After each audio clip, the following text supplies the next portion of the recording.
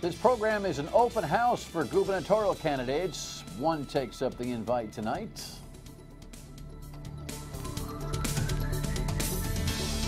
Good evening. Welcome to My State of Mind. I am Dan Yorke. Ken Block, Republican candidate for governor, is in today. And I'll explain to you a little bit later on how I feel about this, but I might as well do it right now. Here's the thing. That's the beautiful thing about live television and ad-libbing your way through the show. The Democrats are all getting back to us in terms of time here on this broadcast, which is fine. They can come at their leisure. Republican Ellen Fung seems to not want to sit with me because I've got some tough questions on his governance in the city of Cranston, which I'm sure will evolve over time when he gets a staff that's halfway competent.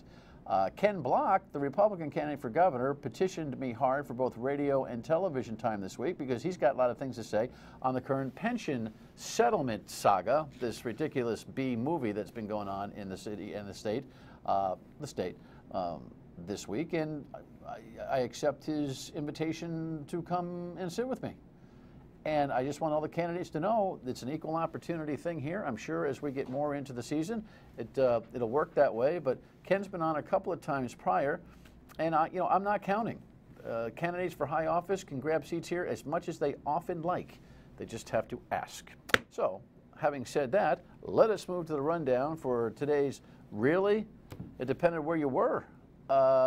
Just want to take a look at some of that polling data from the WPRI Projo poll to round out some pretty interesting thoughts. Yeah, that's what's going to happen when we legalize that product, and it's going to be a fiasco. I'll explain. And that's back. Ugh. And it's a terrible day, a terrible week in Woonsocket with one of the finest citizens that place has is lost. So let's get into this real quick and dig a little bit deeper.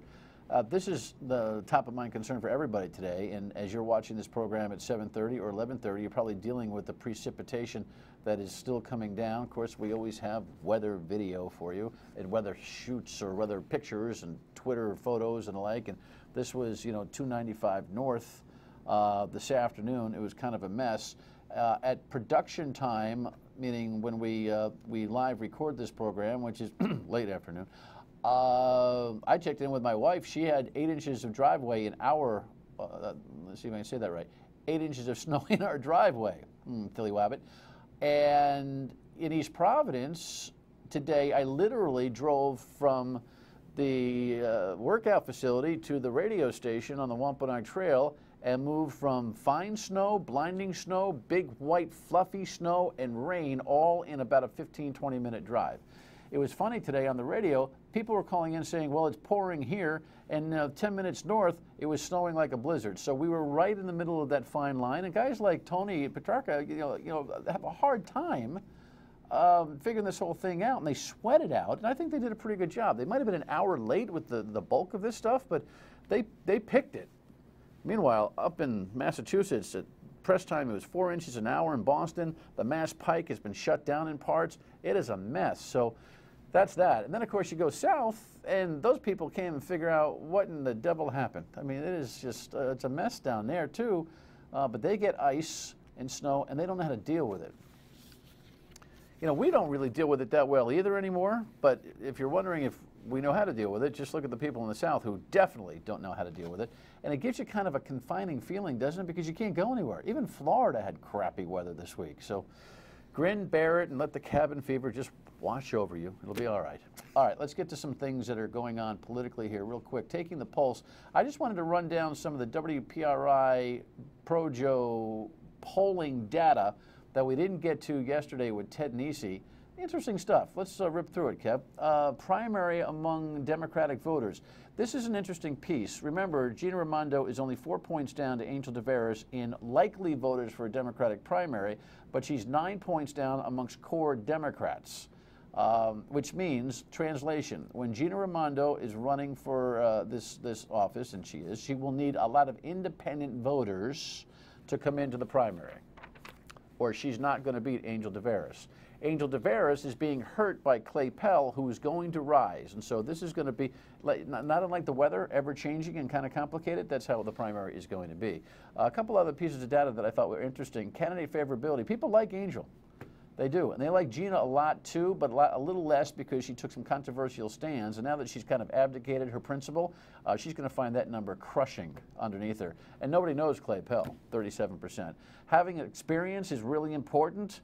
People answer that question, yes, but at the end they don't really vote that way. So that's kind of a non-starter, but it's interesting that people respond that way. Job performance for the city of Providence. So far, Angel's got you convinced that he's doing a pretty good job.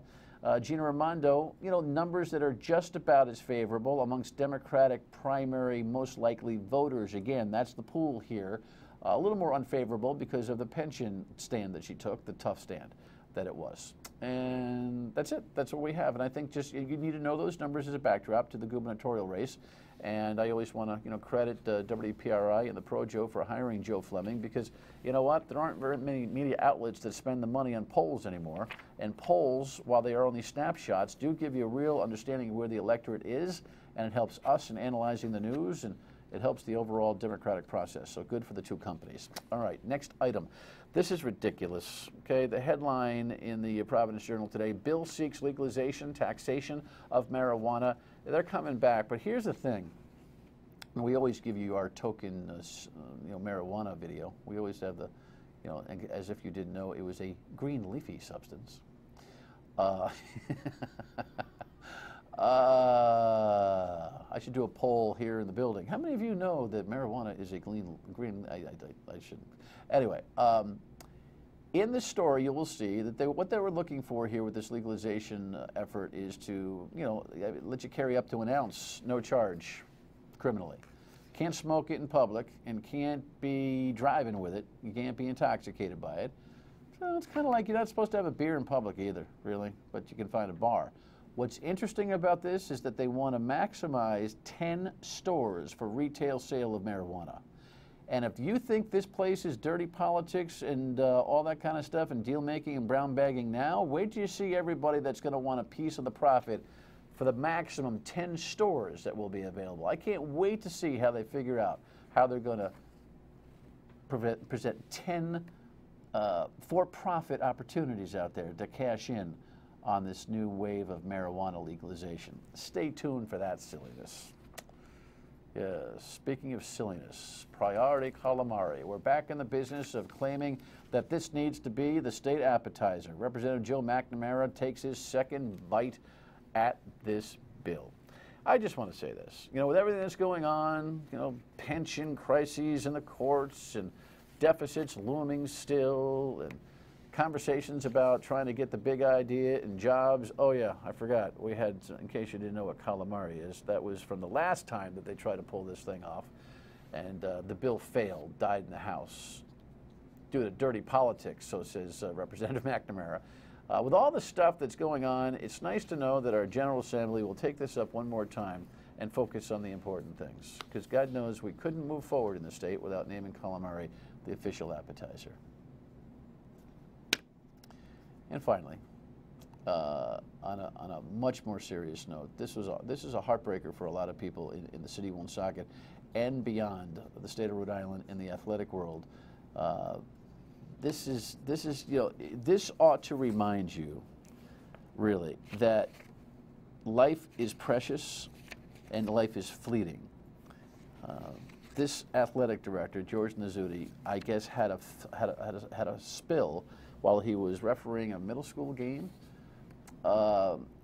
hit his head and never recovered. It went the wrong way in the hospital. He battled, but it didn't make it. 52 years of age. 52 years of age. I spoke to him once, I believe, when Woonsocket's funding was cut for athletics.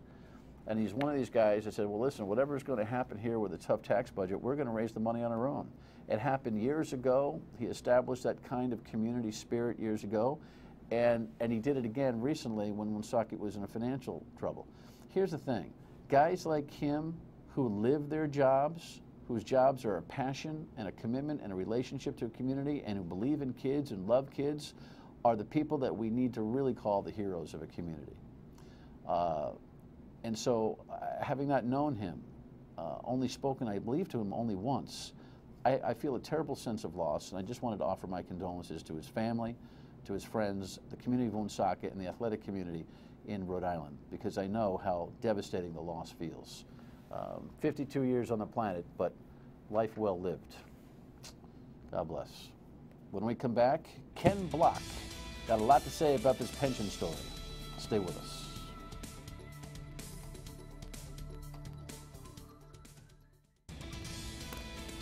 We've been up, we've been down, we've been all around on this pension story this weekend. It's actually changed this afternoon. Did I say actually twice? I did. It's changed again this afternoon into this evening, and I'll explain. Here's the headline. The negotiations hit a snag. That's on the settlement talks ordered by Judge Sarah Taft Carter over a year ago now in the litigation by the public employee unions against the state of Rhode Island's executive branch for the statutory pension changes that came in the 2011 legislation passed and signed by Governor Chafee, led by Treasurer Gina Raimondo. Ken Block is my guest. Good to see you. Good to see you. You've been ripping on this. I have. You're ripping why? Because it's wrong. I'm ripping because it's wrong. It's wrong that we legislate a fix for a pension crisis that imperils our finances. And it's wrong that we're trying to undo it in secret negotiations, happening out of sight of the public, happening without any kind of balance in terms of the people representing the public's interests. It's all Democrats negotiating what's happening here. And I get nervous. I get very nervous when Democrats close the door and negotiate things. That's how we got 38 studios. And I fear that they're doing something that we can't afford for them to be doing. But we'll talk about how this whole thing started and what else makes you nervous. But here's an interesting piece of data from the WPRI poll that I thought was fascinating. Look at this, Ken. Support or oppose changes to Rhode Island pension system. 46%, these are Democratic primary voters now. 46% support, 28% oppose, and 27% not sure. So more than a quarter of the Democratic primary electorate doesn't even know what's going on with this. And I'm not so sure what the support or opposition is, because I don't know if people have actually figured out whether there's a change opportunity from what has been the reform numbers or the numbers back in 2011. In other words, we had a big statutory change in 2011. I'm not sure people are, I don't think anybody really understands what the hell is going on here. I'm not sure anybody does. Right. I think you're right. I think you're right.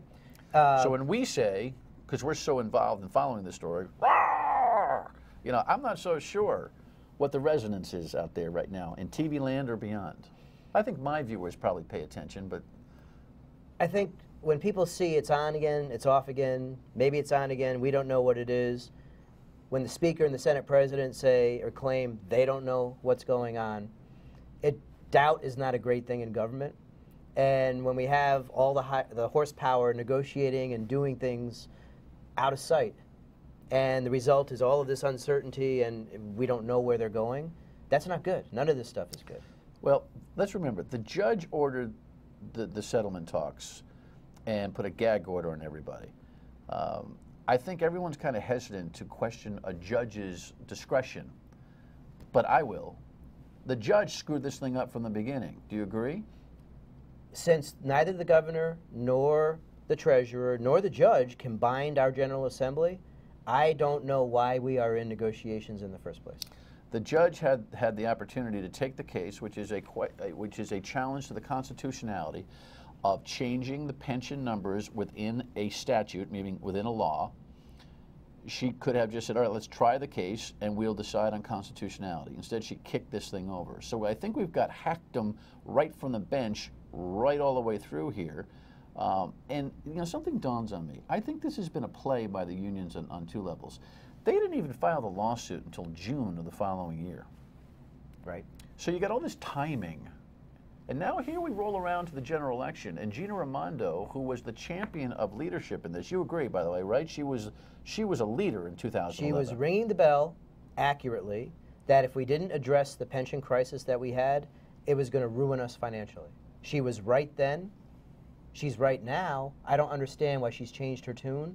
and why she's suggesting that we should settle and undo some of that needed reform. I think she's been lured in by the unions here. I think they're looking for some concessions and some money back for their pensioners, but I think they also timed this thing to draw her into settlement negotiations, and she has. I mean, we have a piece of audio from her when she led the State Labor Relations Board meeting the other day.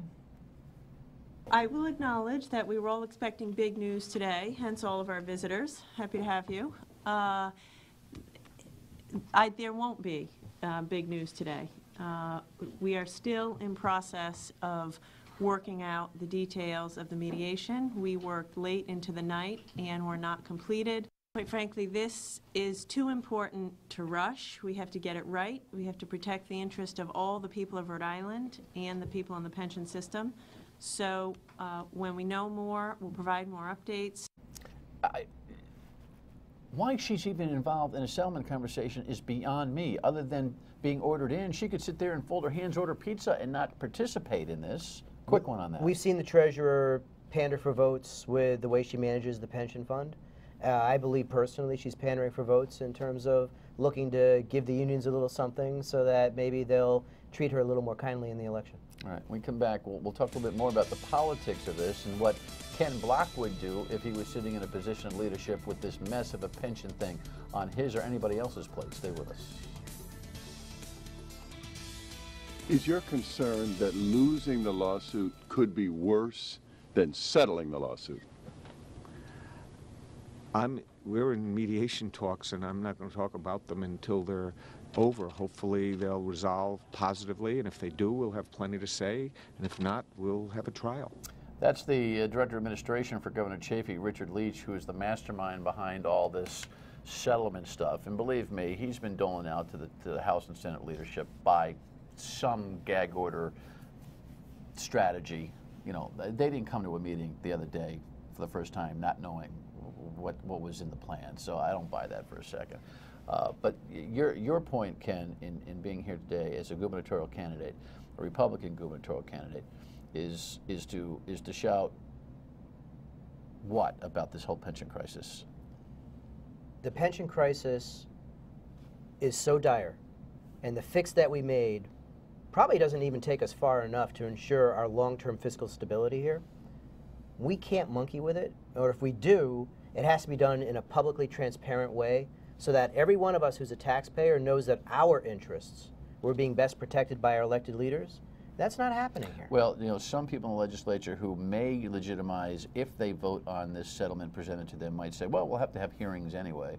There'll be hearings. There'll be a week's worth of hearings before they vote it up or down, right? One would hope, but we've also seen our legislature work in fairly non-transparent ways itself. If they don't like what this pension settlement is, or if they fear the wrath of the public if it gets too far out there, I can imagine scenarios where it sort of gets done without or with minimal input. What would you have done if you were in elected office as treasurer or governor and this mess occurred, where the litigation caused a judge to kind of throw up and throw it to settlement rather than answering the constitutional question? In this circumstance, if I was ordered to go to mediation, I would go, but I would not actively try to come up with any deal, because no matter what deal we came up with, it's inappropriate, because we cannot bind the legislature. Would you publicly, despite a gag order, would you publicly say, you know, I'm showing up, but I'm daydreaming. I'm going through the motions because I don't believe I should be in this thing. Would you say that? I would publicly question why we're doing it, because it doesn't make any constitutional sense in any way. If a judge felt like that was a violation of her gag order and threatened to throw you in jail or something, would that change the way you think about it? I would fight that fight. Yeah, I don't think the judge is throwing anybody in jail one way or the other. And the gag order doesn't even apply to the Speaker of the House or the Senate President at this point, yet they're going along with it, which is kind of strange. This is quite the mess, isn't it? It is an absolute horror show. It's wrong in every possible way, and we should not be heading down this road. What is the resonance of it, you think, in your campaign? Do you think people are going to get this on the Republican side? You know, Alan Fung, your opponent, has made some of the same kind of commentary that you have. Tell me about what you think about the politics of this. Rhode Island is the who do you know state. And this is symptomatic of who you know. The unions understood that they couldn't change the legislation the way it happened that the legislature was lined up against their interests in this circumstance, and they found a way around it. Who do you know? They know a judge. It's wrong. And until Rhode Island fixes this concept of we can't be the who do you know state, we have to be a state where we determine things based on the merits. When we get to that point, when we stop the kind of monkey business that happens here, we'll turn the state around. Until we get there, we won't. What's your guess as to what's going to happen here? My sincerest hope is that the legislature absolutely thumbs their nose at any type of settlement. They keep this law the way it was passed, in the open, transparently in the first place. And if we have to go all the way to court and get it settled in court, that's the path we should take. Well, we'll see. I agree. We'll see, though. All right, come back when the issues call for you. Will do. By the way, any other gubernatorial candidate that wants a seat at this table, you're more than welcome to ask for it. Your state of mind when we come back. Stay with us. Your state of mind is very important to us here. I want to know what you think. All you got to do is make a phone call and leave us a voicemail. We'll play it on the air, 228-1886. Email me at stateofmind@myritv.com, or, of course, Dan Yorke Show on Facebook or Twitter. Don't forget the E. Here's an interesting voicemail. This is about the ITIN numbers. You know how with illegal aliens, undocumented citizens, to get a driver's license, if they got an ITIN number, it might work for them. As long as the government gets their tax money, they kind of leave them alone. Well, it's the same thing as if you or I were to go to one of our local officials and bribe them so we could do something that we want in our yard or in our house. How do not people see this? I don't know, Doug. I think that's a good point. But I want to know, should I be ordering Chinese from you? How do not people see this? It's like, how do people not see this? Now I'm confused, but I love lo mein. We'll see you tomorrow at 7:30 on My TV, on My State of Mind. Bye.